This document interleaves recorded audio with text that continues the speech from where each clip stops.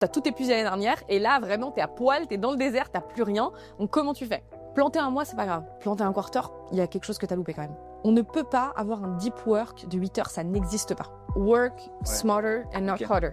Je suis une feignante intelligente. Et tu vois, tu peux pas juste arriver avec du bullshit et leur dire ouais, c'est comme ça que ça marche. Si le prospect a la sensation que c'est une ligne sur un Excel, il te fera jamais confiance. J'aime tellement mon job, en vrai, c'est ouf.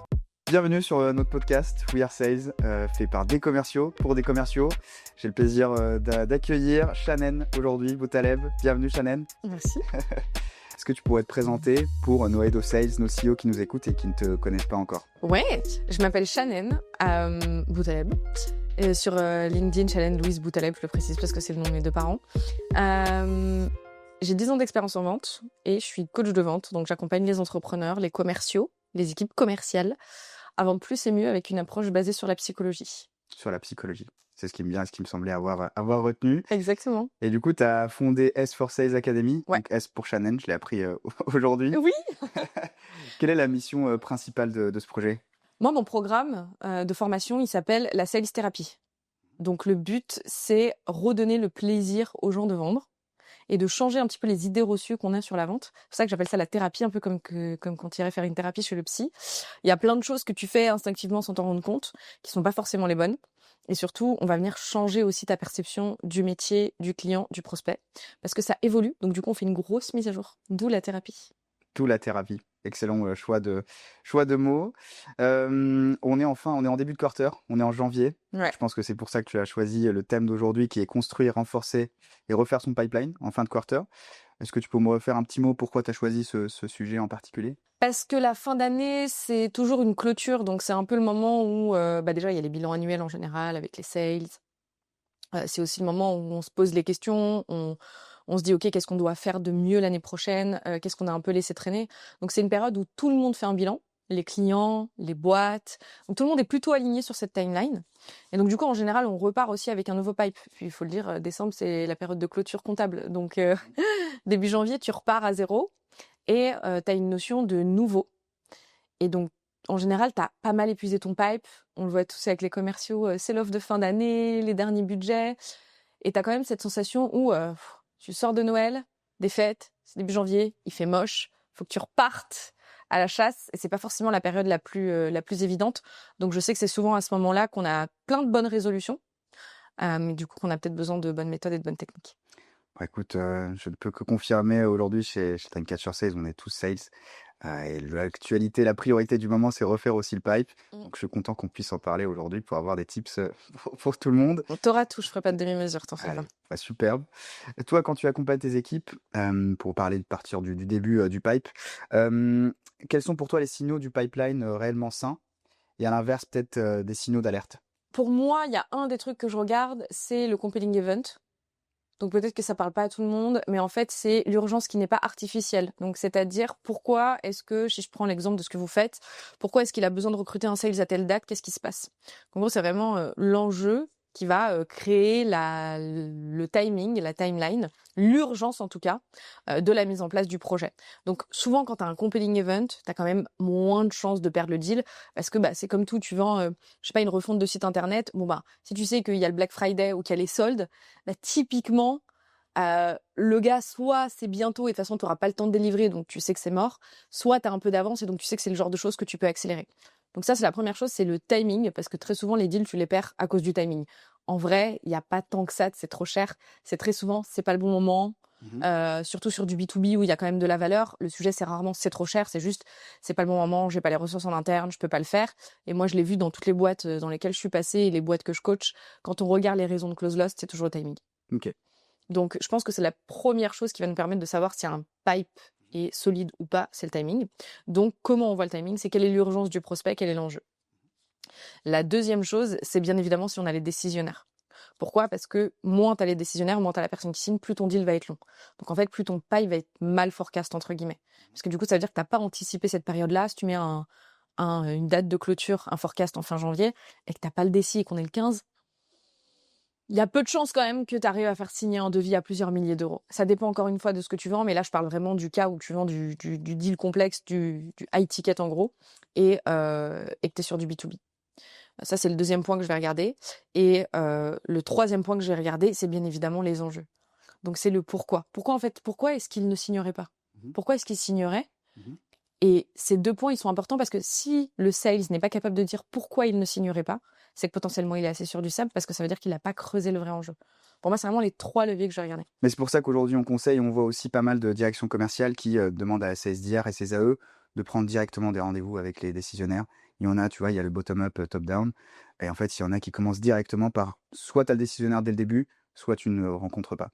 Et justement, je pense que ça rentre un peu dans ce que tu es en train de décrire. Il y a vraiment, j'ai 2 écoles là-dessus. Le premier, c'est que les décisionnaires, ils sont quand même difficiles à avoir. Et il y a 2 choses qu'il faut prendre en compte, c'est que tu vas pas envoyer un new hire potentiellement junior, donc un nouveau sales. Je traduis parce que j'ai tendance à parler avec beaucoup d'anglicisme, mais tu vas pas envoyer une nouvelle recrue junior au casse-pipe à aller taper des décisionnaires alors qu'il a ni le discours, ni la posture, ni l'expérience. Donc en fait, malheureusement, tu risques de cramer un peu des deals parce que ce qu'il faut pas oublier, c'est qu'il appelle aussi en ton nom. Donc s'il appelle le décisionnaire mais qu'il n'arrive pas à prendre un rendez-vous parce qu'il n'arrive pas à créer de l'impact au téléphone, tu peux perdre un petit peu de temps. Donc ça, c'est quand même un point qui est important. Donc avoir du bottom-up, ça permet aussi de former les équipes. Et ça, il faut pas le négliger. Parce que c'est important. Deuxièmement, c'est de plus en plus difficile quand même aujourd'hui d'avoir les décisionnaires dans le call parce qu'ils se délèguent. Et moi, je le vois en tant que CEO aujourd'hui. Je gère quand même 7 personnes. Franchement, j'en vois. Moi, je te le dis, j'ai encore eu le cas là sur un call. J'ai dit, je ne serai pas dans le call tant que ma social media manager n'a pas validé. Pour la simple et bonne raison que j'ai pas de temps à perdre en fait. Si elle valide pas, ça sert à rien. C'est elle qui va l'implémenter, donc ça m'intéresse pas. Et donc du coup, je me dis, c'est dommage parce que ça veut pas dire que je veux pas signer. Ça veut juste dire que si elle valide, bah en fait, oui, je suis prête à y aller. Par contre, ce qu'il faut que tu comprennes, c'est quoi les enjeux que elle va avoir qui vont être importants vis-à-vis de moi. Ça, par contre, ça va être la chose que tu vas travailler. Donc, le point sur lequel je pense qu'il faut être assez vigilant, c'est que c'est pas mal de faire du bottom-up. Faut pas, c'est pas tout noir ou tout blanc. C'est juste que c'est nuancé. Il y a des méthodes à appliquer. Tu fais du bottom-up, il y a aucun problème. Tu vas chercher des gens qui sont pas décisionnaires, mais du coup, tu as un vrai plan d'action. Ça veut dire que ton but, c'est aller chercher de l'info, un peu comme quand tu le ferais avec un call cold. Tu vas juste pendant ton rendez-vous de découverte le raccourcir un petit peu et être vraiment câblé sur les enjeux globaux. C'est-à-dire, ok, toi, Michel, ton rôle au sein de la boîte, tu me parles de ce projet, tu me dis que ça peut être intéressant pour toi, mais du coup, comment ça s'intègre dans la stratégie globale? Et en fait, ton but, ça va être de récupérer des infos. Pourquoi? Parce que ensuite, quand tu vas aller chercher ton déci pendant ton deal, bah, tu peux l'appeler et lui dire, bah, j'ai discuté avec Michel, il m'a dit que lui travaillait sur sujet ABC, et je sais que ces sujets-là sont en lien aussi avec vos 3 enjeux du moment, X, Y, Z. Bah là, en fait, t'as pas le même impact dans le call, tu vois. Bien sûr. T'as pas du tout la même relation avec le déci qui se dit, en fait, là, le mec, il m'apporte de la valeur et ça vaut le coup. Et en plus de ça, bah, ça a permis de former ton sales sur des vrais enjeux. Ça le force à se poser des questions avec un enjeu qui est relativement faible, même si tu sais que c'est une question de priorisation, le pipe et tout. Mais potentiellement, bah, tu peux soit renvoyer un senior qui va aller chercher le déci, soit permettre à ton sales de, oui, faire du multi-interlocuteur, mais de consolider le pipe parce que du coup, plus tu as des interlocuteurs embriqués dans le process, plus tu as de chances de signer aussi. Ce que je comprends selon toi et ce que je suis aussi, c'est qu'il y a 2 écoles. Il n'y a pas une mauvaise, c'est surtout selon la seniorité du commercial, de ce qu'il peut faire. Selon la taille de ton pipe. Ouais. En fait, t'as rien dans le pipe, t'as rien à manger, et ben mon gars, tu vas prendre tout ce qui passe. Mais c'est normal en fait. Enfin, tu vois, genre faut dire la vérité. Tu fais pas fonctionner une boîte avec oui, nous on parle que déci. Alors c'est bien, ça fait plaisir à ton ego, mais ça fait pas rentrer de l'argent dans les caisses. Donc le sujet c'est t'as pas de pipe. En fait, tu vas taper tout ce que tu peux taper et c'est normal.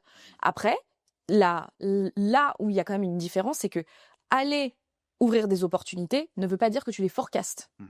Et ça, je tiens quand même à mettre la nuance. Forcément, tu vas pas parier et mettre toute ta monnaie sur un deal qui, tu sais, ne va pas signer. Par contre, ça veut pas dire que tu dois pas du tout le traiter. Parce qu'en fait, ton concurrent, il va le faire. Il va prendre un peu plus de temps, mais il va le signer. Donc c'est juste, où est-ce que tu mets tes œufs? Ça nous mène directement vers la prochaine question. C'est pour toi, quelles sont les erreurs les plus fréquentes que tu observes justement juste après une clôture? Une clôture de fin de quarter? En fait, la première erreur que j'observe, c'est que le truc que je vois, en fait, ça m'a assez fasciné. Premièrement, les gens essayent de tout clôturer sur la fin de l'année, et je trouve ça dommage. Moi, je sais que janvier, c'est toujours une période compliquée.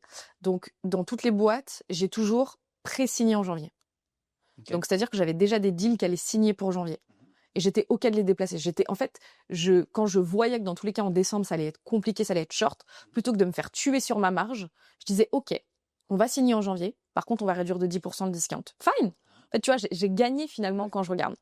Donc là, c'est vraiment avoir une vision aussi plus long terme. Et donc, c'est anticiper déjà en Q4 que en fait en janvier, il va falloir que tu aies des billes de côté. Donc ça, pour moi, c'est la première chose, c'est l'anticipation. C'est vraiment ce qui va te permettre, en début de quarter, d'éviter de repartir à zéro et donc d'éviter d'avoir le moral en baisse et vraiment d'avoir une dynamique de « Ok, en fait, j'ai déjà des billes, je sais où je vais. » Et t'arrives et t'es en mode « Ok, là maintenant, c'est eux que je dois signer. » C'est pas du tout le même mindset et donc le sales est plus performant. Première chose.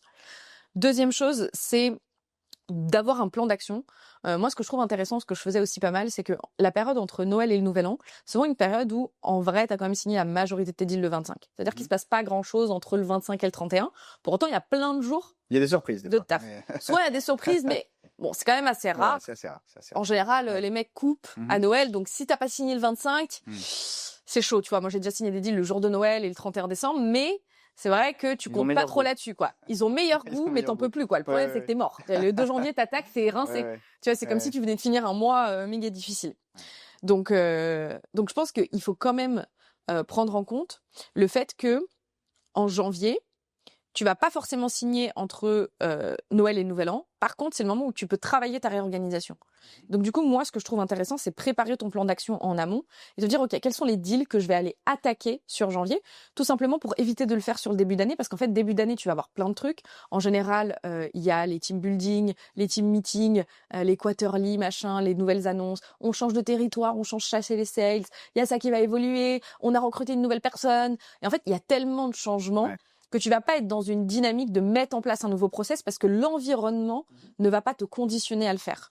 Et donc, le moyen que tu vas avoir de gagner du temps, c'est de le faire tout seul pendant cette période avant que les changements arrivent. Ce qui est bien, c'est que si tu as un nouveau manager, une nouvelle personne qui arrive, des changements internes, toi, tu vas dire, OK, bah, moi, je peux rester dans ma ligne de conduite parce que j'ai déjà prévu ce que j'allais faire en janvier. Et donc, t'évites, tu vois, cette surcharge mentale de réflexion et t'es plus dans une approche d'exécution. Et donc, quand t'es dans une approche d'exécution, bah, ton mental, il peut se concentrer là-dessus. C'est moins difficile de craquer. Ça, c'est le deuxième point. Donc, on est vraiment sur anticipation. Anticipation, si tu peux signer des deals avant, c'est mieux. Anticipation au niveau de prépare ton plan d'action de ce que tu vas faire en janvier avant. Et enfin, le troisième point, c'est quand tu arrives début janvier, essaye déjà de faire un cleaning. Si tu n'as pas eu le temps de le faire avant, c'est pas grave. Fais un cleaning. OK. Qui sont les boîtes que j'ai contactées l'année dernière qui potentiellement pourraient avoir un sujet qui revient cette année? Pas forcément ce mois-ci, arrête de voir court-termiste, cette année.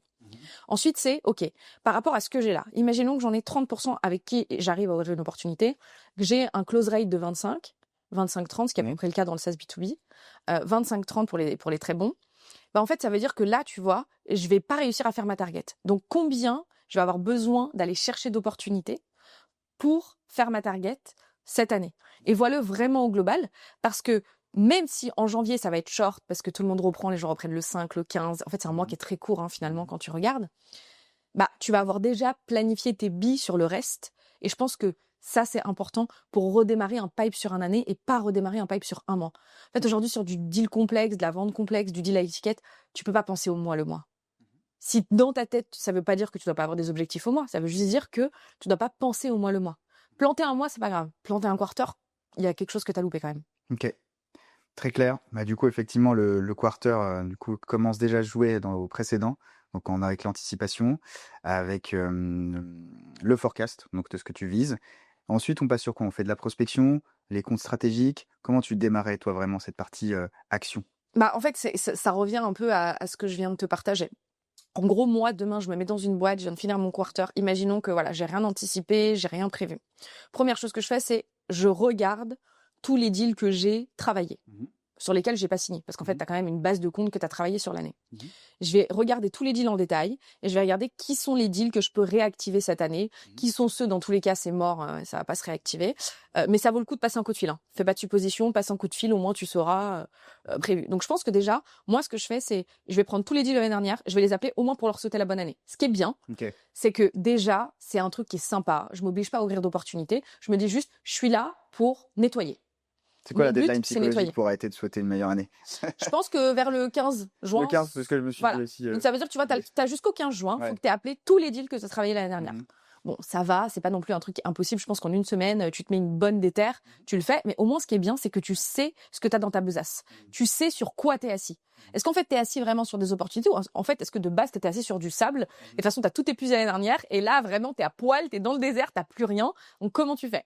Mais il faut que tu en aies conscience parce que tu peux pas être sur de la supposition. Donc ça, c'est la première chose. D'autant plus que ça te permet d'aller chercher des deals. Première chose, savoir sur quoi tu es assis. Deuxièmement, c'est aller appeler tous les clients que tu as signés l'année dernière pour leur souhaiter la bonne année, leur dire que tu es content de bosser avec eux et ensuite leur demander si, justement, vis-à-vis de l'évaluation du projet, qu'est-ce qu'ils ont aimé chez toi, qu'est-ce qu'ils ont moins aimé, qu'est-ce qui aurait pu leur permettre de signer plus vite ou pas. Parce que là, tu vas faire en fait une analyse de tes propres compétences. Et c'est méga important parce que tu vas pouvoir planifier ton plan de performance et ton plan de compétences. Grosso modo, au début de l'année, qu'est-ce qui va me manquer pour performer? Qu'est-ce que j'ai mal fait? Qu'est-ce qui va m'empêcher de faire mes résultats l'année dernière? Et en fait, comme tu le fais au début de l'année, et c'est quelque chose qu'il faut prendre en compte, c'est pas OK, comment j'active des deals, c'est est-ce que déjà je suis au niveau pour les activer? Qu'est-ce qui me manque pour les activer? Et vraiment que tu établisses ton plan de compétences. Parce que c'est là où tu vas établir ta strat en fait. C'est par rapport aussi à tes skills. C'est rare quand on fait mieux en faisant la même chose. C'est rare. Je te donne un exemple. Tu rappelles tous tes deals. Déjà, ils sont trop contents parce que déjà, tu es un des seuls sales qui les rappelle après les avoir signés et qui se dit pas en mode c'est bon, je t'ai signé, ciao bye, t'entends plus jamais parler de moi. Donc tu les appelles. Ils sont contents, tu crées de la relation, donc potentiellement t'anticipes de la reco derrière. Qu'est-ce qui vous permettrait d'être satisfait avec la solution? Bon là, voilà comment ça va se passer, machin. Génial. Mais ce qui est bien, c'est que si le mec il dit, moi, ce qui m'a plu, c'est le fait que vous connaissiez vraiment notre secteur d'activité, que vous étiez vraiment bon. Ah, je vais noter ça. Moi, ce qui m'a plu, c'est qu'en fait, vous aviez déjà travaillé avec tel acteur et donc on s'est dit que vous pouviez correspondre aux enjeux. Ah, ok, je note ça. Tu vas prioriser quoi sur ta prospection? Les trucs sur lesquels t'es bon. Exactement, ouais. En fait, tu gagnes du temps, tu te facilites le travail, apprendre à te connaître, apprendre à connaître sur quoi t'es bon et demander du feedback à tes clients, les personnes qui t'ont vu vraiment en scène, pas juste tes managers. Mais en fait, t'es en train de prendre une longueur d'avance de fou parce qu'en fait, déjà, tu vas avoir une confiance d'un point de vue état d'esprit. Et en plus de ça, quand tu vas appeler ces deux mecs-là, ces deux catégories-là, tu vas appeler les mecs avec une confiance en toi, un business acumen de ouf parce qu'en fait, tu connais les catégories, tu connais les clients, t'as les logos, t'as tout. Donc ça, c'est super intéressant. Et en fait, tu peux faire exactement la même chose, même avec ceux que tu n'as pas signés. Regarde l'année dernière dans ta boîte, parce que souvent, c'est des boîtes de toute façon où il y a déjà du business, il y a déjà de la data, et ça, c'est plutôt cool. Ce que tu n'as pas avec les entrepreneurs. Donc, quand je connais les entrepreneurs, tu vois, c'est pas le genre de technique que je peux donner. Analyse un petit peu les deals qui ont signé. Et dans les deals qui ont signé, regarde c'est quoi la répartition de marché à peu près. Regarde un peu les tendances marché de l'année prochaine. Est-ce qu'on est sur des marchés qui vont continuer de croître? Et tu refais ton pipe basé là-dessus. Si l'année dernière, tu as signé 30% de SaaS, tu vas chercher 30% de SaaS. Si tu as signé 30% d'industrie, tu vas rechercher 30% d'industrie. Si tu as fait 10% de SN, tu dois avoir 10% de SN. Et là, tu établis ton plan d'action en te disant, voilà comment doit être réparti mon pipe l'année prochaine, avec une petite marge d'erreur de 10-15%. Et basé là-dessus, donc, je dois aller trouver, donc si je dois travailler X comptes pour signer X, tu as fait normalement ton prorata par rapport à l'année dernière, et là, je vais aller contacter 2 directeurs commerciaux de boîtes SaaS pour essayer d'ouvrir une opportunité parce qu'en vrai, j'ai un taux de conversion sur ce secteur à 50%. Je vais préparer mes séquences par secteur d'activité et en fait, tu vas vraiment tout piloter pour t'assurer d'avoir une année de top performer. Moi, je faisais ça entre Noël et Nouvel An chaque année. On n'y va jamais au feeling. J'y vais jamais au feeling. En fait, ça sert à rien. En fait, le feeling, il est bien, mais c'est juste que ce qu'il faut comprendre, c'est que le cerveau humain est là pour nous faire économiser de l'énergie. On ne peut pas avoir un deep work de 8 heures, ça n'existe pas. D'accord? Le deep work, c'est entre 2 et 4 heures maximum. 5-6 heures pour vraiment les mecs, genre méga chauds, peu TDAH, qui sont, tu vois, qui ont un problème de concentration et qui arrivent à se concentrer très fort. Mais sinon, en fait, tu fais pas ça autant de temps dans ta journée. Donc, le sujet, c'est sur quel sujet est-ce que tu dois avoir une concentration maximale? En fait, c'est toute l'anticipation. Parce que de base, les tâches que tu vas devoir faire au quotidien sont méga stressantes et vont envoyer un signal d'alarme à ton cerveau. Faire un call, ton cerveau, il se met en mode alerte. Parce qu'il y a toutes les blessures qui reviennent, le rejet, j'ai peur d'être rejeté, j'ai peur qu'on dise que je suis pas compétent, ton ego, il est à nu. C'est horrible, en fait. Tu vois, tu dois te mettre une vraie carapace. C'est pour ça que beaucoup de sales ont beaucoup d'ego. Et en fait, cette carapace-là, elle demande énormément d'énergie à ton cerveau. Mais pourquoi tu t'infliges ça? Si tu as anticipé, tu es en train de protéger ça et donc tu peux garder ton énergie sur avoir une bonne posture, avoir un bon discours, sortir la bonne phrase qui va bien, développer ta répartie. En fait, tu as fait toute l'anticipation avant. Tu as fait économiser de l'énergie à ton cerveau pour que l'énergie qui n'est pas forcément utile à dépenser là maintenant soit vraiment sur les leviers qui font la différence. Ok, c'est stratégique, on se ménage, on met l'énergie là où il faut. Exactement. Moi, je suis toujours work smarter and not harder. Je suis une feignante intelligente. J'anticipe tout pour avoir le moins de choses à faire possible. Je crois que c'est Steve Jobs qui disait donne la tâche la plus compliquée aux gens les plus paresseux parce qu'ils trouveront toujours le moyen le plus simple de le faire. Mais bien sûr. Et évidemment, je pense que quand on essaye, on est tous un peu paresseux dans. Ouais, mais en fait, on compte un peu sur la chance. Moi, j'ai vu beaucoup de sales qui étaient un peu, moi, je compte sur mon bagou, lui, ça va aller. Mais en fait, mais tous les mois, tu vas pleurer, quoi. Tu vas perdre tes cheveux, tu vas être au bout de ta vie, tu vas avoir l'impression que t'es une merde un jour sur deux. Enfin, pourquoi tu t'infliges ça? Ouais, exactement. Oui, oui, je vois très Je bien. t'inflige pas ça. Moi, j'aime mes cheveux, tu vois, j'ai envie d'être en bonne santé, laisse-moi tranquille, quoi. Oui. Ouais, t'as commencé déjà à parler de la sales thérapie là, donc Ouais. avec donc voit comme la notion psychologie Bah dont ouais, tu en fait, tu parlais. vois, c'est vraiment tout Ouais. ça. Et donc, du coup, je travaille sur. Faut aussi, tu vois, les sales, c'est quand même des profils qui ont besoin d'explications tangibles. Et tu vois, tu peux pas juste arriver avec du bullshit et leur dire, ouais, c'est comme ça que ça marche. Moi, quand j'explique comment fonctionne leur cerveau et je leur dis, vous devez faire ça, parce qu'en fait, regardez l'énergie que vous allez économiser, qu'ils le font, ils disent, putain, je me sens moins fatiguée. Ah ouais, mec, Oui, oui. sans blague. Oui. Donc sales, c'est pas uniquement une question de technique de vente, Non, c'est pas du une tout. question de psychologie. On se ménage, on met l'énergie là où il faut. Euh, pour rester dans le mental, t'en parles beaucoup chez S4 Sales. Comment on gère l'ascenseur émotionnel de fin de quarter, selon toi? Bah, en fait, moi, je pense que c'est bien d'être content d'avoir fait ces chiffres. Mais l'ascenseur émotionnel, tu le gères aussi, encore une fois, par l'anticipation. En fait, c'est simple, c'est le cerveau se met dans une zone de panique. Donc, en fait, c'est quoi? C'est le stress, l'anxiété qui vient, c'est j'ai pas un contrôle total sur la situation et j'ai de l'incertitude quant à ma capacité à gérer ça. Pourquoi il y a beaucoup de CEO, en fait, qui sont pas stressés face à des situations? Parce qu'en fait, ils les ont vécues tellement de fois qu'ils ont Ouais. aucune incertitude sur leur capacité à gérer le truc. Ça veut pas dire que le truc les affecte pas. Mhm. Ça veut dire qu'ils ont pas ce truc qui les affecte trop parce que l'incertitude est gérée. Ok. Tu as une zone du cerveau qui est là pour t'empêcher d'être stressé. Et plus tu vas lui apporter de la certitude, moins elle va être stressée. Et la seule certitude que tu peux apporter, c'est si tu as anticipé tes calls et si tu sais ce que tu dois faire. En fait, si tu redémarres à chaque fois ton fin de quarter, comme si tu venais de faire la guerre et que tu n'avais pas anticipé la stratégie de la prochaine guerre qui arrive, tu vas être en PLS tout le temps. Parce qu'en fait, ton énergie, elle est où? Elle est en train de gérer l'incertitude, plus gérer l'instant présent. Il t'en reste Ok. plus. Le bocal, il est vide. Ouais. Tu veux qu'il reste quoi? Si tu as anticipé, il te reste encore pas mal de choses. Donc la pression, elle redescend. Donc pour moi, c'est l'anticipation, la méthodologie, arrête d'y aller au feeling. Parce que le feeling, c'est... En fait, t'es instinctif, en fait, t'es comme les animaux. Tu peux pas t'étonner d'avoir des réactions qui ne sont pas animales, de rage, d'énervement, si t'agis instinctivement comme un animal. Ouais. Donc si tu fais le call au feeling, si t'attends de ressentir le truc qui te fait dire que... Ben, en fait, toute ta vie, tu vas subir ça. Quand tu mets de la méthode, quand tu mets de la strat, quand tu réfléchis, quand tu conscientises ce que tu fais, t'as pas le temps de stresser. En fait, ton cerveau est concentré sur l'exécution et la progression. Il ne peut pas se concentrer sur ça et l'incertitude et le stress. Ouais. C'est vraiment de la méthode, en fait. Je n'avais pas forcément toujours exploré cet aspect psychologie, mais je suis content d'en parler aujourd'hui. Là, c'est le travail individuel du sales. Un sales, il avance aussi avec son manager. Ouais. Quelle place prend le rôle du manager dans justement cette reconstruction du pipe? Pour moi, le manager, il a un rôle de donner l'information. En gros, son but, c'est faciliter le travail du sales. Pour moi, c'est pas au sales d'aller chercher les deals qui ont été signés l'année dernière par répartition. En fait, pour moi, tu vois, ça rentre aussi dans une stratégie où c'est au manager de penser à ça. C'est-à-dire, en gros, voilà les deals qui ont bien marché, voilà pourquoi on en a perdu certains. Et c'est aussi son rôle, tu vois, de centraliser la data, de la rendre accessible, de la rendre simple d'utilisation. Pas juste accessible visuellement, mais simple d'utilisation, compréhensible, et de donner des explications de comment est-ce qu'ils peuvent utiliser ça demain.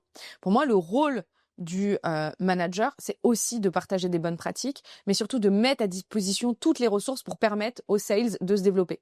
Le sales, il va faire le point sur là où il est bon, et oui, ok, c'est à lui d'appeler ses prospects pour savoir là où il est bon, les secteurs où il est bon, les ICP où il est bon, ce qu'il fait bien, etc. Mais par contre, quand il va dire, bah, tu vois, les prospects, ils ont dit que j'étais bon là-dessus, mais il n'y en a aucun qui a dit que j'étais bon là-dessus. Bah, tu vois, peut-être que je pense que j'ai une lacune. Là, c'est le rôle du manager de dire, OK, tu veux que je t'accompagne? Voilà comment je vais t'accompagner. C'est quoi ton objectif? OK, là, je vais vraiment t'accompagner sur ce sujet. Et donc, le but, c'est, le sales doit être en demande de manière proactive. De toute façon, compte pas sur ton manager pour performer tes sales. T'es le CEO de ton territoire, donc il faut vraiment que tu y ailles aussi tout seul. Par contre, le but du manager, c'est aussi d'anticiper ça, d'identifier, de mettre en place les bons plans d'action pour permettre aux bonnes personnes de développer leurs compétences et, s'ils voient une lacune, de mettre en place les ressources, tu vois. Je te donne un exemple, ils refont les séquences en janvier, ils veulent aller chercher un domaine d'activité. Nous, on avait ça chez HubSpot, je sais pas, on allait travailler sur l'industrie, par exemple. On veut vendre du CRM pour l'industrie. Bah, en fait, genre, va regarder toutes les études de cas qu'on a sur l'industrie, foulez-moi dans une template de séquences, et comme ça, moi, ça me fait gagner du temps plutôt que d'aller les chercher moi-même. Et en plus, toute l'équipe a, entre guillemets, le même discours sur les séquences. Il n'y a pas d'incohérence. On parle des mêmes études de cas. On a tous le même business acumen au même niveau, en tout cas, sur cette industrie. Donc, c'est pour moi, là, le rôle du manager, c'est faciliter la vie du sales pour que lui n'ait plus qu'à exécuter. Ok. Mais ne compte pas dessus, facilite-toi la vie tout seul. Mais si un manager écoute ça, faites ça pour vos équipes, vraiment. Attendez pas à ce que, enfin, vous êtes pas Crésus et vous attendez pas que les billets tombent tout seuls si on les aide pas, quoi. Donc pas de recette miracle, c'est Non. dépendamment de ton équipe, de tes objectifs. Mais de façon générale, qu'est-ce qu'un manager pourrait mettre en place pour créer une vraie culture newbies dans son équipe? Pour moi, en fait, je le travaille en plus en ce moment avec une Mhm. boîte. Il n'y a pas de clarté. Aucun sales ne sait sur quel point est-ce qu'il va évoluer semaine A, semaine 2, mois 1, mois 2, mois 3. En fait, les sales, ils arrivent, c'est OK, on attend que tu sois opérationnel. Ouais, mais comment tu vas faire en sorte que je suis opérationnel? Comment tu vas faire en sorte de me mettre tous les outils à ma disposition pour que j'évolue? Surtout, comment tu vas évoluer les compétences entre les personnes? Donc, le premier sujet, c'est OK. C'est exactement ce qu'on a travaillé avec une boîte, c'est mois 1, t'attends qu'ils soient opérationnels sur quoi? C'est-à-dire que mois 1, s'ils sont pas opérationnels là-dessus, ça veut dire qu'il y a un problème. Et ça peut être des trucs tout bêtes, tu vois. On avait mis être ponctuel, arriver à l'heure, remplir correctement le CRM, poser des questions ouvertes. Enfin, en fait, c'est tout bête, mais c'est un basico-basique où j'estime que mois 1, tu fais pas ça, c'est déjà qu'il y a un problème. Mois 2, c'est quoi? Bah, c'est être beaucoup plus sharp sur la manière de creuser les enjeux, de creuser les besoins. Ça peut être aller détecter des opportunités dans le CRM. OK, mois 2, tu fais pas ça, c'est quoi le problème? Et du coup, ce qu'on a fait, c'est que sur chacun des points que le client avait mis, on a dit quel est le plan d'action que toi, tu vas mettre en face pour t'assurer qu'on puisse les accompagner à aller chercher ça entre le mois 1 et le mois 2. Mois 3, qu'est-ce que tu vas faire? Quels sont les leviers sur lesquels ils doivent progresser? Quelles sont les actions du coup que tu vas mettre en place pour les aider à progresser? En fait, si tu fais pas ça de base, tu peux pas t'attendre à ce que les mecs apprennent tout seuls parce qu'ils n'ont pas le même rythme d'apprentissage. Tu pourras pas identifier les angles morts de chacun. Et en plus de ça, ton plan d'action, il est basé sur du feeling. Si tu vas écouter 3 calls, j'ai l'impression qu'ils posent pas des bonnes questions. Bon, on va faire un training, poser des questions. Ouais, mec, mais en fait, c'est peut-être pas le bon timing, tu vois. Peut-être qu'ils posent pas les questions parce que t'es déjà au mois 3 et qu'en fait, il y a plein de trucs qu'ils font pas avant qu'ils auraient dû faire pour être capable de poser les bonnes questions, tu vois. Oui. Oui. Donc, je pense que c'est vraiment cette vision globale et ce plan d'action qui doit être mis en place pour tous les new hires. Et même chose, hein, c'est OK, mois 3, lui, il est méga opérationnel. Tu vois, si tu as déjà recruté 3 mois plus tard, il est très bon sur ce sujet. Bon, bah, lui, on va le mettre en charge d'aider les équipes sur comment progresser, je sais pas, sur les questions ouvertes, sur les enjeux, sur une typologie de cible claire. Mais c'est important, tu vois, utilise les ressources que tu as dans ton équipe, les soft skills que chacun a, les avantages qu'ils ont tous ou, je sais pas, une familiarité avec un secteur ou un domaine pour permettre à tous tes sales d'évoluer. Donc tu utilises tes ressources, tu mets un plan d'action clair avec un vrai plan d'onboarding, mois 1, mois 2, mois 3, voilà ce que tu es censé maîtriser. Tu te poses la question, pas juste tu es censé maîtriser ça, démerde-toi, c'est qu'est-ce que moi j'ai mis en face pour te permettre de le maîtriser.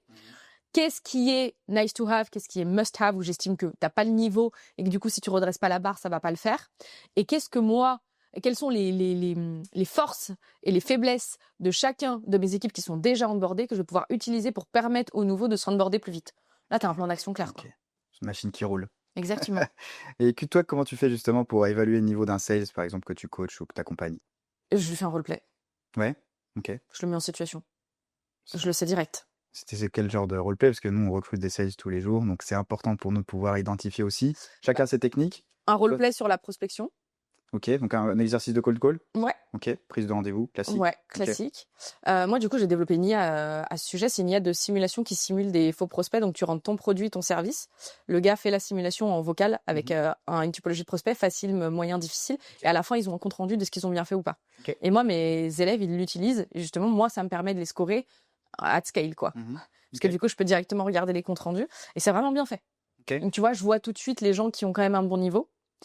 Au-delà du fait que je le fasse pendant les coachings de groupe où ils passent alors chacun leur tour pour justement s'évaluer.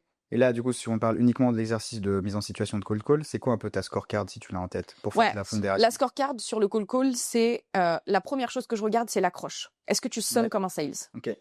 Donc oui, bonjour, Shannon, société HubSpot. Je vous contacte parce qu'on accompagne des entreprises comme la vôtre. Je sais que t'es un sales. Ouais. Il s'est passé 2 secondes, je sais que t'es un sales. Donc en fait, de base, t'es un peu automatique. Mhm. Et donc du coup, ça veut dire que tu personnalises pas tant que ça tes call calls. Ça va être très dur pour moi de te faire changer d'habitude. Donc même si t'es bon, ça veut dire qu'il y a, tu vois, il va y avoir un travail de faut Ouais. casser les habitudes, quoi. Et ça va être un peu plus long. Ouais. Donc ça, c'est la première chose que je regarde, c'est l'accroche. Est-ce que tu sonnes comme un sales? Du coup, est-ce que pendant les 2 secondes, on a repéré que t'étais un sales et donc on va te raccrocher au nez? Mhm. Première chose. Deuxièmement, c'est quoi la question de transition entre le moment où le moment où tu t'as décroché, t'as fait ton accroche, Mhm. et le moment où t'attends une réponse de ma part? Mhm. Troisièmement, c'est est-ce que tu es déjà en train de poser une question ouverte en mode oui, je vous appelle parce qu'on accompagne des entreprises qu'à la vôtre. Et du coup, je me disais, comment vous gérez ça aujourd'hui? Mhm. Mec, tu m'appelles, je crois que j'ai le temps là. Ouais, Tu ouais. crois que j'ai le temps de répondre à Ouais. ça? En fait, tu vois, ça, typiquement, c'est classique pour moi du mec qui a fait trop de call parce qu'on l'a obligé à le faire, Mhm. qui a pas compris le sens de la mission, Ouais. et que lui, son objectif, c'était je fais du volume au max et on voit si ça marche. Ça peut marcher aussi, effectivement. Ça marche, mais ça marche un mois. C'est vrai que poser beaucoup trop de questions sans la légitimité de les poser, c'est un peu compliqué. Bah ouais, en fait, Mm. ça marche un mois et en fait, Ouais. tu passes ta vie à recruter des sales, à les virer parce qu'ils font un burn-out au bout de 3 mois ou qu'ils changent de boîte parce qu'en fait, ils en ont marre de faire 300 calls par jour. Ouais. Et en fait, tu fais ça tout le temps. Tu perds de l'argent. Tu Mhm. perds énormément d'argent. Ouais. Après, c'est un coût, hein. Tu peux te dire, OK, j'ai plein de thunes. Mon but, c'est la croissance à tout prix. Il faut qu'on contacte tous les prospects du monde 100 fois et qu'on voit la taille de marché. Fine. Mais tu es en train de payer pour de la croissance. Tu n'es pas en train de payer pour vraiment construire une équipe long terme. Mais c'est une strat. Mhm. Tu peux choisir de faire ça. Il y a plein de boîtes qui l'ont fait. HubSpot, la première, hein. Ouais. Pas rentable, on recrute des sales, on y va à fond, on bourrine de partout. Ils l'ont fait ça au début. Ils ont vite compris qu'en fait, quand les marchés évoluent, il va falloir que tu ajustes aussi ta stratégie. Donc ça veut pas dire que c'est pas bien, ça veut juste dire que ça dépend de ce que tu veux. Donc ça, pour moi, c'est vraiment la première chose sur laquelle j'évalue. Donc, en fait, c'est toutes les étapes, hein. Accroche, la question que tu poses. Ensuite, il y a le pitch. Ok. Il y a bien évidemment la personnalisation, la tonalité, la posture. Mhm. Et il y a un truc sur lequel je remarque si quelqu'un est bon ou pas, c'est est-ce que de base, il m'appelle par mon nom ou mon prénom?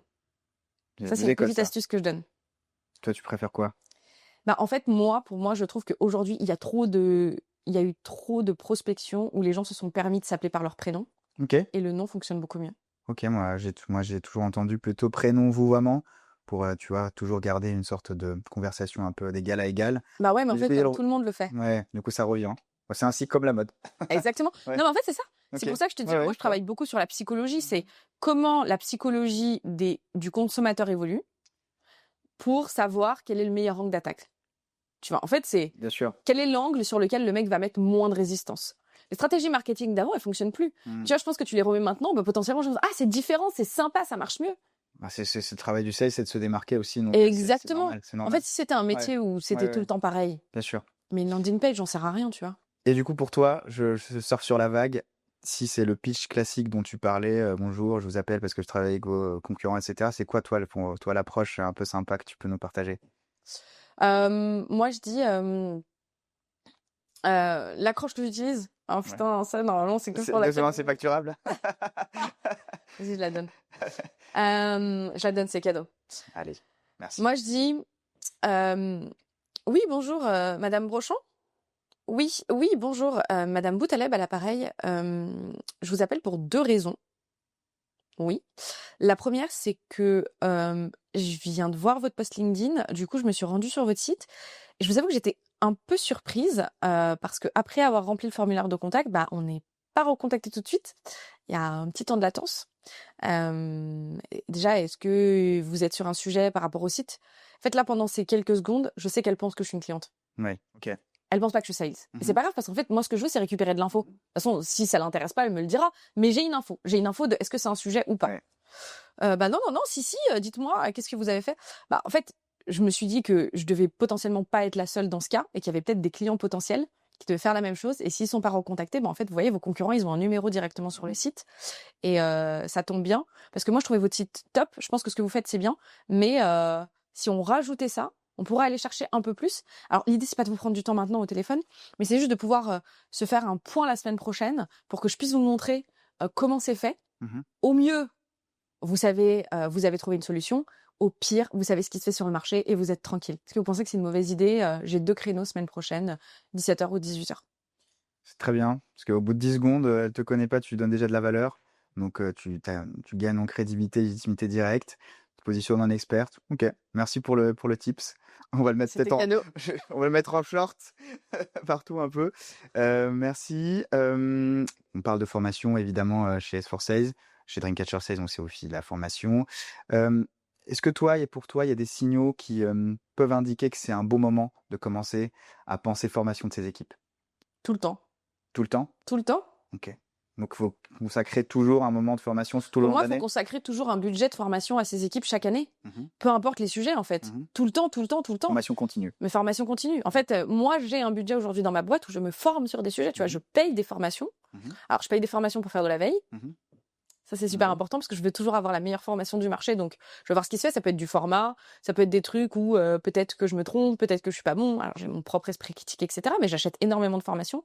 Beaucoup aux US, je regarde ce qui se fait, je teste, je vois si ça marche. Je fais pas un pompage Mmh. loin de là, parce que j'en ai vu plein qui faisaient ça et ça Ouais. ne marche pas. Mmh. Je tiens à le dire, la question de si j'avais une baguette magique, qu'est-ce qu'on pourrait faire pour vous apporte Voilà. juste des questions nice to have. Voilà, ça ne permet pas de creuser l'enjeu, mais ça marche très bien aux US, hein, Ouais. sur un marché très éduqué.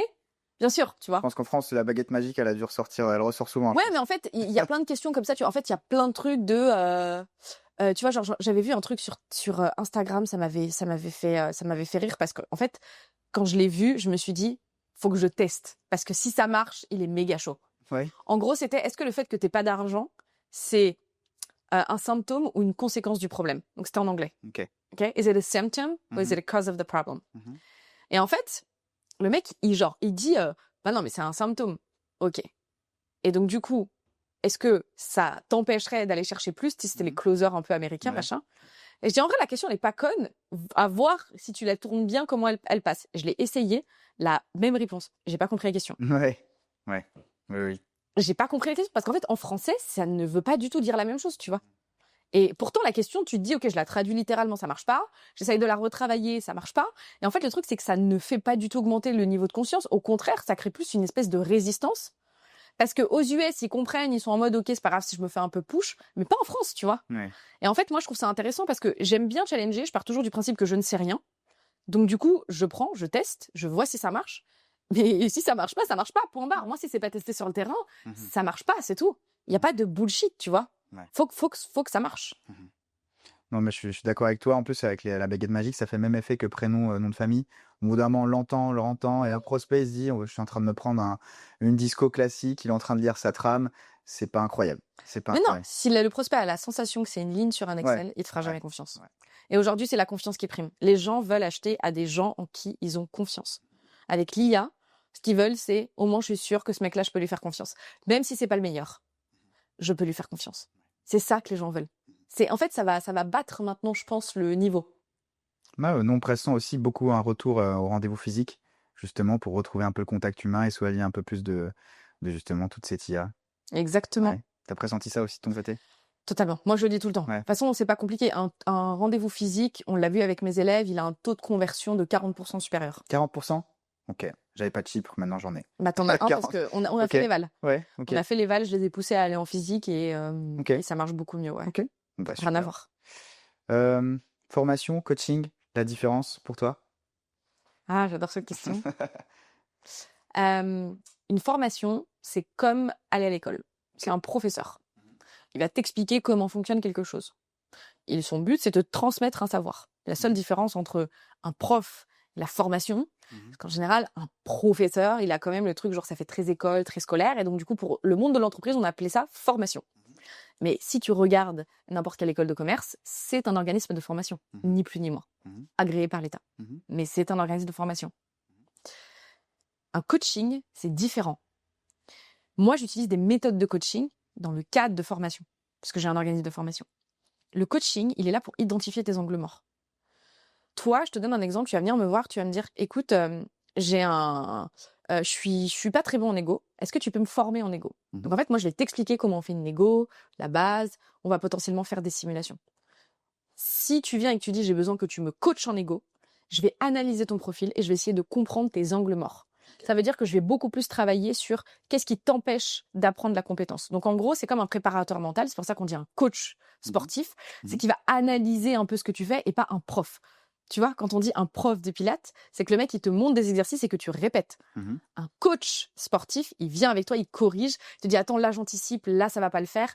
En fait, le coach, il a vraiment cette posture, il a vraiment cette notion d'anticipation. J'anticipe tes angles morts et toi, tu vas venir me voir pour apprendre la négo. Oui, on va arriver à cet objectif. Par contre, je vais pas te coacher sur la négo, je vais te coacher sur autre chose, mais tu vas voir que le résultat, ça va être le même. Mhm. Donc, c'est vraiment deux approches qui sont totalement différentes. Et ça, c'est vraiment important parce que quand je fais des interventions en entreprise, et justement, je l'ai faite, j'en ai fait une là, il y a pas longtemps chez Rubix, une grosse boîte d'industriel. Et en fait, tu vois, il me dit, tiens, c'est fou, on a eu plein d'interventions, mais ça change vraiment de ce qu'on a. Je lui dis, vous voyez, ça, c'est la différence entre la formation et le coaching. Mhm. Un formateur, toute la journée, il va être là, il va déblatérer son savoir, il va vous dire voilà ce que je sais faire, etc. Un coach, il va vous mettre en situation, il va vous expliquer pourquoi vous le faites mal, il va identifier des angles morts, et il va potentiellement vous apprendre des choses que vous n'avez même pas identifiées, de ce pourquoi vous n'aviez même pas signé. Mhm. Ouais, effectivement, ça me parle beaucoup. J'ai travaillé récemment avec un client sur l'aspect coaching, formation. On a fait un audit de ses équipes. Et le combo gagnant qu'on a trouvé, c'est avoir les deux. C'est avoir les deux de ses équipes pour des besoins différents. Pour toi, quel besoin répond plus à de la formation? Quel besoin répond plus à du coaching? Ça dépend. Moi, je mets du coaching partout. Ok. J'arrive pas à mettre que de la formation. Mhm. Parce qu'en fait, il y a toujours un levier mental. C'est vraiment un truc sur lequel je travaille, tu vois. En fait, ce que je remarque en sales, c'est que tout ce que je dis beaucoup dans mes vidéos, que je partage, etc., et même quand j'ai commencé à créer du contenu ou autre, les gens le comprennent, c'est plein de bon sens. Mhm. Et tout le monde me le dit, il me dit c'est plein de bon sens, c'est pertinent, c'est actionnable, je comprends ce qu'il faut faire. Je suis incapable de le faire. J'y arrive pas. Quand je suis en rendez-vous, je fais pas ça. Parce que le problème, c'est le mental. Le problème, c'est l'histoire que tu te racontes depuis le début, qui est pas du tout la bonne, et qui empêche ton cerveau de mettre en place ce que pourtant t'as compris, tu vois. Donc c'est là où pour moi le coaching est ultra important, c'est que former, t'expliquer ce que tu dois faire, te dire oh bah tu dois faire ça, tu vois. En fait, je pourrais faire de la formation sur t'expliquer comment fonctionne un CRM, je pourrais faire de la formation sur t'aider à sourcer, tu vois, parce que t'as pas besoin de mental en fait, exécute. Ça c'est de la formation. Je t'explique comment on fait, je te forme à le faire. Coaching, quand t'es face à un humain, je vais prendre en compte tes biais, je vais prendre en compte tes peurs, je vais prendre en compte les choses qui te bloquent, je vais prendre en compte les histoires que tu te racontes, je vais prendre en compte ton expérience, je vais prendre en compte ce que tu vends, je vais prendre en compte la posture que tu vas avoir, l'image que tu vas avoir. C'est pour ça que je dis à mes élèves, je vous fais pas devenir comme moi, je fais juste en sorte de lever les 2-3 blocages que vous avez sans même vous en rendre compte pour faire en sorte que derrière la technique, elle soit ultra simple. En gros, je prépare le plan de travail et après tu viens cuisiner, il n'y a aucun problème. Je t'apprends la technique. Mais si c'est un plan de travail sale, je sais que tu feras pas une bonne recette. Ouais. Est-ce qu'on peut former tout le monde à devenir un sales B2B? On peut former tout le monde à vendre bien. Mhm. On peut former tout le monde à vendre beaucoup. On peut pas former tout le monde à être sales. C'est pas pareil. Ok. On peut pas C'est quoi la former tout le différence monde. pour toi? On peut pas former tout le monde à ce que le centre de sa vie ce soit vendre. Ok. Un entrepreneur, le centre de sa vie c'est pas vendre. Mhm. Un entrepreneur, le centre de sa vie c'est il doit vendre parce que sinon sa boîte n'existe pas. C'est une obligation, c'est la nécessité, c'est le cœur de son business. Cependant, il est concentré aussi sur la delivery. Donc il y a plein d'autres aspects qui rentrent en compte. Et tu pourras pas transformer un entrepreneur en un sales B2B. Sales B2B, sa seule obsession, c'est vendre. C'est vendre pour ses objectifs. Donc c'est vraiment un expert du domaine, tu vois. Tu transformeras personne en grand chef. Par contre, tu peux apprendre à tout le monde à bien manger. Ok.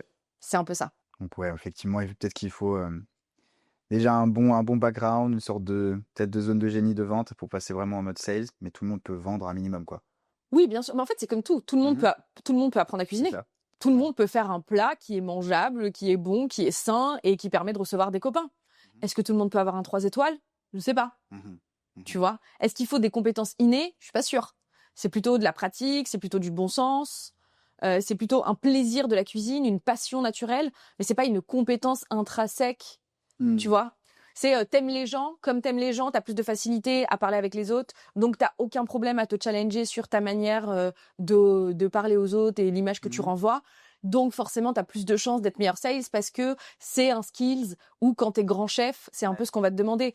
T'aimes naturellement la bonne cuisine, t'aimes les beaux produits, t'aimes les émissions de cuisine, t'aimes la technique, t'aimes les beaux couteaux. Bon, il y a un peu plus de chances que tu deviennes un grand chef. Bah, c'est d'autant plus vrai. De toute façon, les attentes d'un sales aujourd'hui, elles ont évolué avec le temps.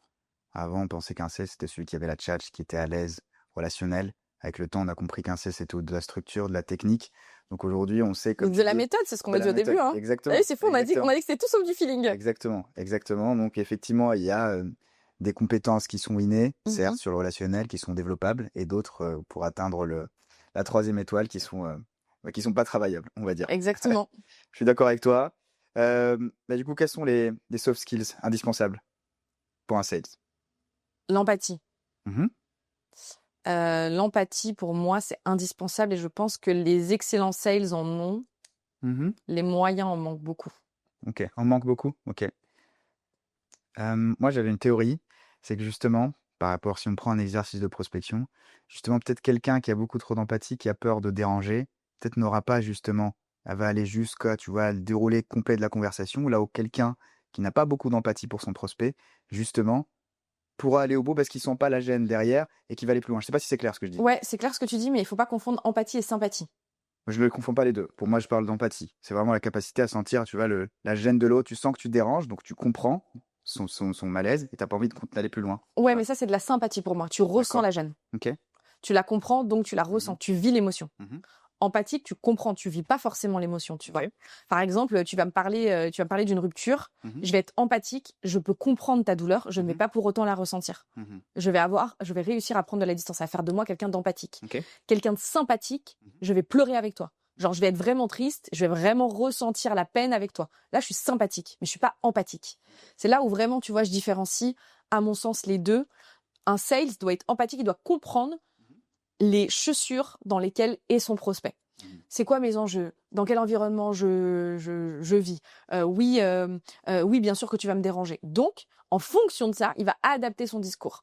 Et donc vraiment, ok, je sais que je vais le déranger, donc il faut que je sois bref. Il faut que je lui apporte de la valeur, il faut que je sois pertinent, et il faut que je lui montre que si je l'appelle et que je prends l'initiative de le déranger, c'est que ça vaut le coup. mhm, Je vais être empathique. mhm, Je suis sympathique, je vais me dire, je le dérange, oh, mais moi, si quelqu'un me dérange, ça me saoule. Je vais faire le lien avec moi, je vais être centré sur moi, et là, je vais être sympathique, je vais être empathique.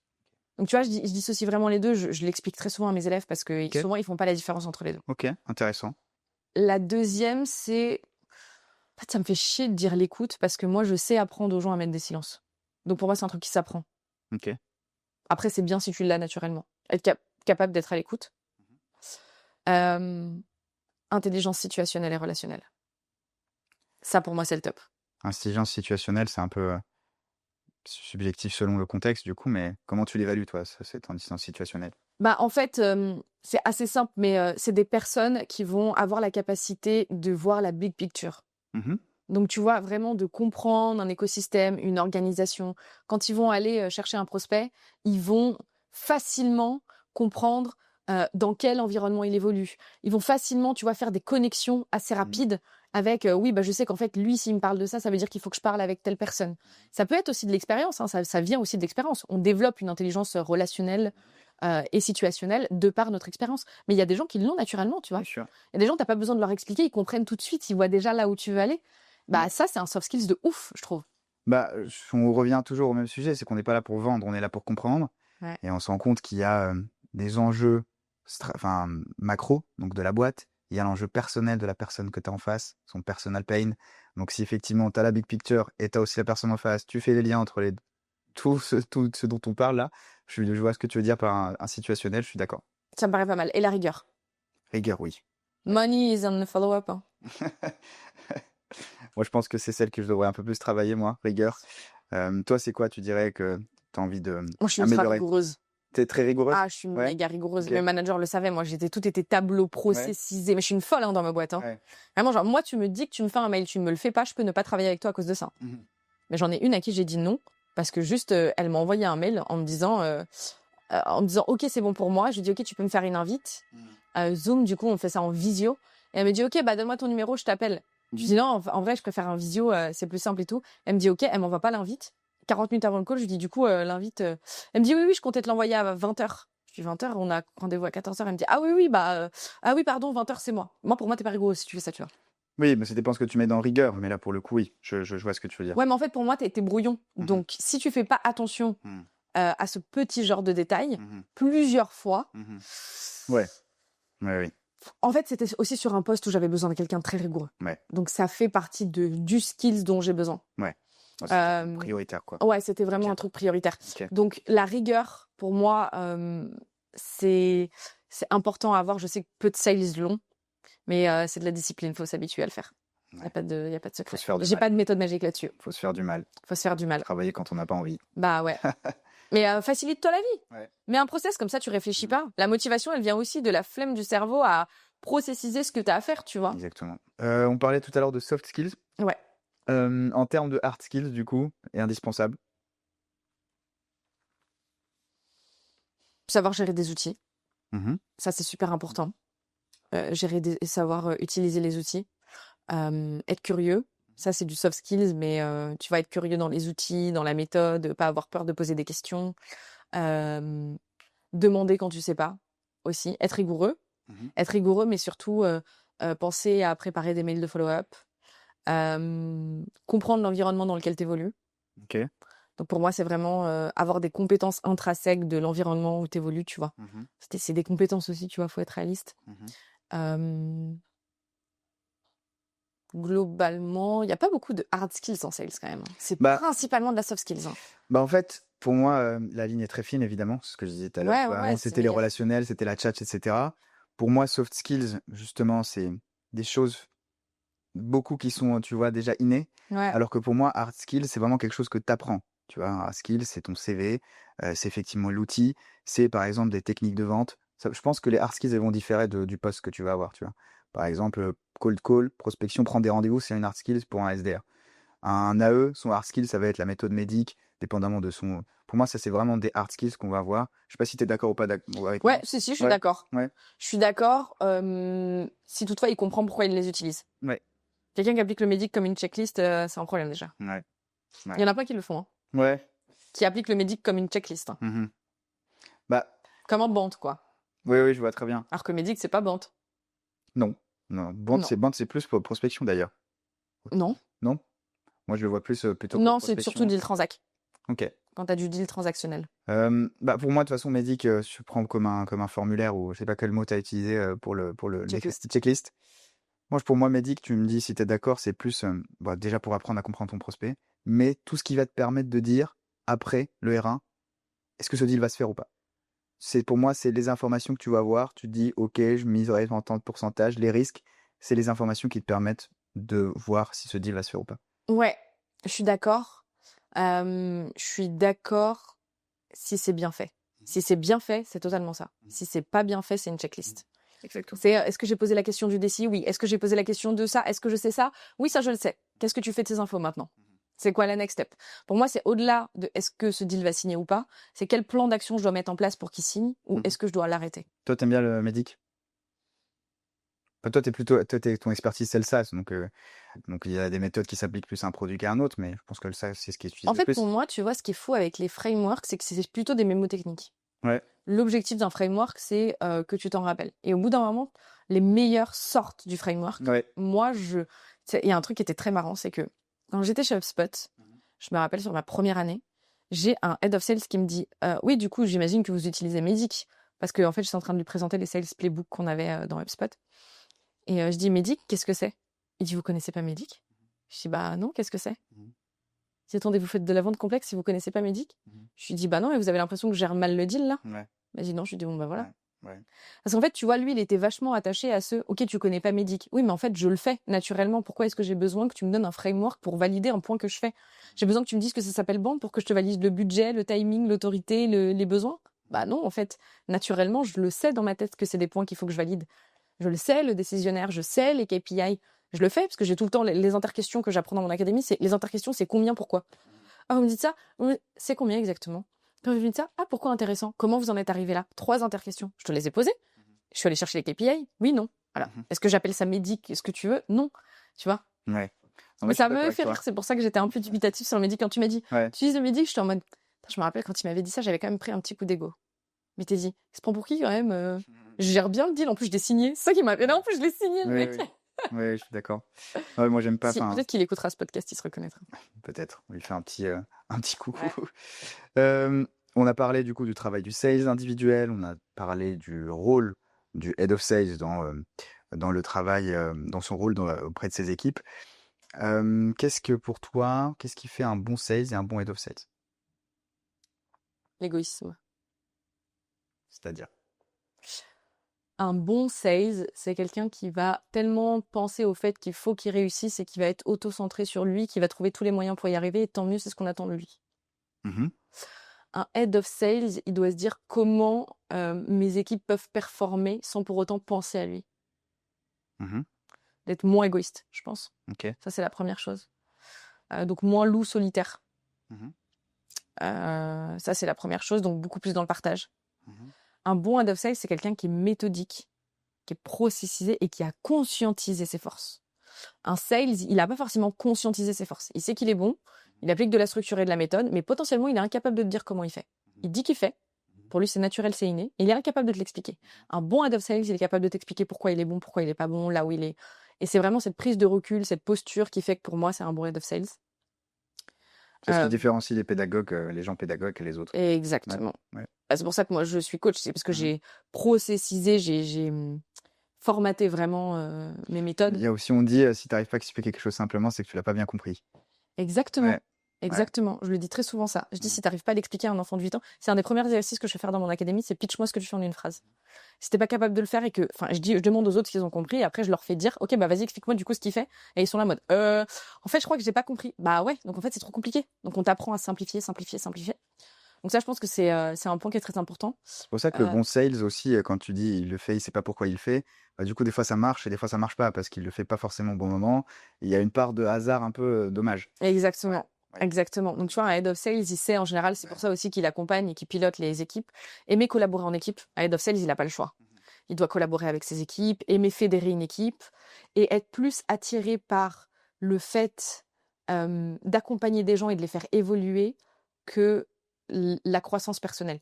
Pour moi, head of sales, c'est aussi quelqu'un qui a coché cette case de j'ai pas besoin de reconnaissance personnelle au niveau de mes chiffres personnels. Moi, ce que je veux, c'est que mes équipes performent et je veux que les gens shine. Mmh. En fait, je prends maintenant du plaisir à faire briller les gens Mmh. et j'ai pas besoin, moi, de briller tant que ça. OK.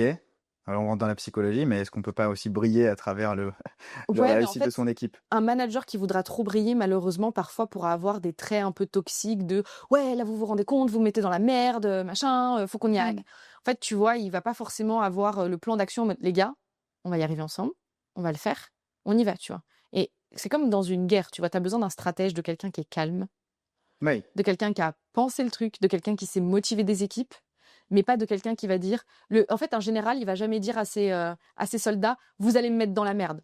Il va dire on n'est pas des branleurs, en fait, Ouais. tu vois. On n'est pas des nuls, on n'est pas des losers, on va y arriver, on va le faire ensemble et on va cartonner.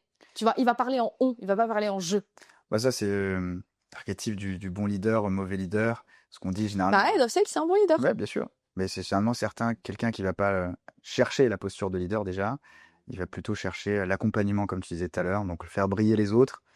Hem, donc je suis d'accord, je vois bien. On arrive bientôt à la fin, du podcast. Pour résumer en une seule phrase, notre sujet d'aujourd'hui, c'était comment refaire son pipe après la fin d'un quarter. Si on devait le résumer en une phrase, Shannon? Anticipe ta fin d'année. Pense pas à ton quarter. Anticipe ton année. Anticipation pour moi. Les méthodes. J'en mets deux. Pour rester dans les conseils, tu nous as donné pas mal, aujourd'hui. Quel est le meilleur conseil sales qu'on t'a donné? Il y en a eu plein. C'était pas un conseil, c'était une question. Mmh. Et c'est la question qui a tout changé pour moi.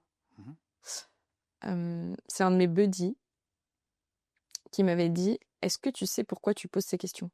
Je vois très bien. Je vois très, très bien. Ça m'a changé. Bah, ça, justement, on passe du framework à on passe vraiment les questions pour comprendre. Exactement. Ouais, je vois très bien ce que Ça tu veux dire. m'avait, Ouais. ça avait totalement, bah, c'est simple, ça m'a fait passer de je galère à ok, c'est bon, maintenant Oui, je oui, comprends. oui. Je vois exactement ce dont tu parles.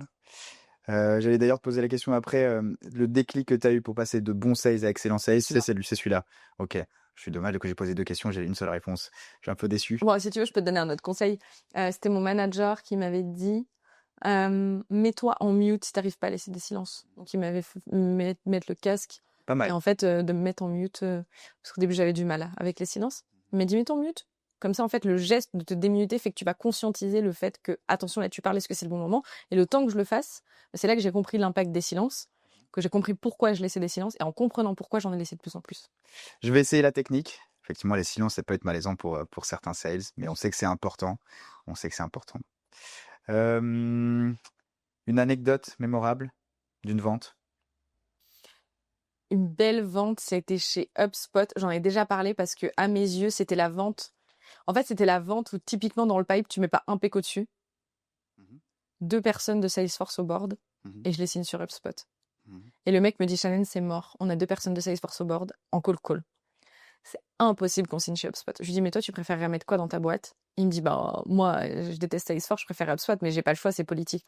Donc, en fait, toi, t'as créé une boîte pour laisser 2 personnes au board décider de ce que tu dois mettre dedans.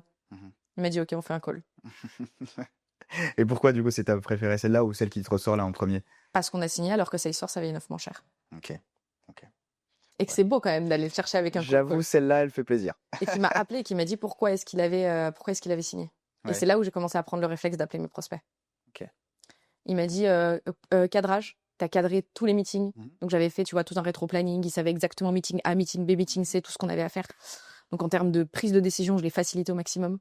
Je mettais tous les replays, je mettais tous les points clés dont on avait parlé dans le meeting, ce qui nous restait à valider. À chaque fois, je verrouillais sur chacune des étapes. C'était un deal maîtrisé, mais genre à la perfection. Je pense qu'il n'y a pas eu un loupé dans ce deal. Je l'ai Ouais. tellement bien maîtrisé de A à Z. C'est le deal que j'ai le mieux maîtrisé, je pense. Parce qu'en fait, j'étais tellement en mode, c'est impossible que je le perde. Si je le gagne, c'est ouf. Que j'ai vraiment verrouillé tous les risques qui faisaient que le deal signait pas. Et ça a pas loupé. Ça a signé. C'était un énorme deal en plus. Hein. Mhm. C'est sur combien de temps? Sur 3 ans, je l'ai signé. 3 ans? Ok. C'est un beau MRR. Hein. Ouais. J'ai commencé en mars, je l'ai signé en octobre. Ok. Mars, avril, mai, juin, juillet. août. Non, 8 mois, tu vois. Putain. C'est bientôt plus possible, là, d'ailleurs, avec le Oui, Data c'était mai, Act. je crois. Ouais, C'est bientôt plus possible. Enfin, je crois que c'est déjà effectif, il me semble. je sais pas. Nous, j'avoue qu'on avait des kickers, donc je les ai signés sur 3 ans. Après, je leur avais mis quand même un beau discount. Mais ouais, dans ça, c'était cool. Il m'avait dit la relation aussi que j'avais eue, le fait que j'ai une vraie compréhension des enjeux et surtout que j'ai inclus toutes les équipes. Donc en fait, j'avais fait une démo par équipe. Il y avait sales, marketing, service, opération. J'avais fait une démo avec chacune des personnes. J'avais récolté leur pain avant. J'avais fait une démo méga personnalisée. Enfin, ultra Ok. ouf. Ça, c'est un de mes plus beaux deals. Je peux comprendre. Moi, j'aime pas mal lire tous les contenus sales, tu vois, les livres qui peuvent T'es abonné à mes former, newsletters, etc. j'espère. Oui, oui, Ah. je suis abonné. Je suis abonné. Est-ce que tu aimes lire, toi? J'adore lire, je lis tout le temps. En ce Ouais. moment, je lis un livre de fou, Mhm. L'ego et l'ennemi. Ça servira à beaucoup de sales. Ah ouais? Ryan Holiday. Ok. Ça parle de quoi, si tu peux nous dire un peu? L'ego L'ego? et l'ennemi. EST. Oui, oui. Ok, d'accord. L'ennemi. D'accord, très bien. Ok. Donc ça parle de... en fait, c'est plein de petites anecdotes d'histoires de plein de gens qui ont eu du succès et dans le cas où l'ego leur a fait défaut, alors qu'ils auraient pu en fait réussir, ou à contrario, qui ont su mettre leur ego de côté et ça leur a servi.